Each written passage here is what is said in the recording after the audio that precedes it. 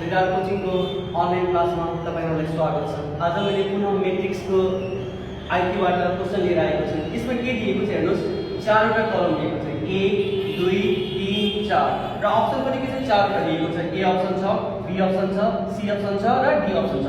अब यसबाट के हुन्छ त्यो पत्ता लगाएर अप्सनबाट हामीले सिलेक्ट गर्नुपर्छ। यहाँ हेर्नुस्, यो मैट्रिक्समा के हुन्छ भने कि कसरी माथि बनाइएको छ तल पनि त्यस्तै बनाउनु पर्छ। यहाँ हेर्नुस्, एउटा कलम छ, दुईटा कलम छ, तीनटा कलम छ र बनाइएको छ 9 छ। फेरि चाहिँ एउटा कलम, दुईटा, तीनटा र चारटा यसमा बनाइएको छ। यसमा पनि के छ, एउटा छ, दुईटा छ, तीनटा छ र यसमा के हुन्छ त्यही हामीले पत्ता लगाउनु छ। यसमा हेर्नुस् के छ, 1 2 3 9 दियो। अब यो 9 कसरी आएको छ ओके हेर्नुस्, त के चाहिँ 1 + 2 3 3 × 3 के हुन्छ भने 9 भयो। यहाँ हेर्नुस्, 1 + 2 = 3।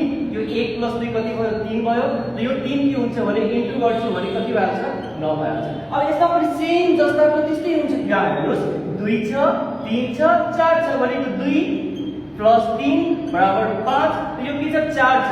अब यसमा गुणा गर्छु भने कति हुन्छ, 20 भनेको यहाँ 20 भयो। यहाँ के राखेको छ, 20 राखेको छ। अब मैट्रिक्समा के हुन्छ, माथि जसरी बनाएको छ तर पनि हामीले त्यस्तै सेम टु सेम बनाउनु पर्छ।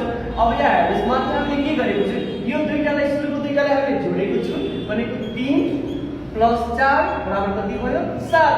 र यो थर्डबाट के गर्नु छ, यसलाई मल्टिप्लाई गर्नु छ। त 7 इन्टु के हुन्छ, 5 कति हुन्छ, 35 भनेको अप्सन कुनमा हाम्रो 35 के छ, अप्सन ए छ 29 छ, 20 के छ 32 छ, सी के छ 35 भनेको सही जवाब के हुन्छ हाम्रो 35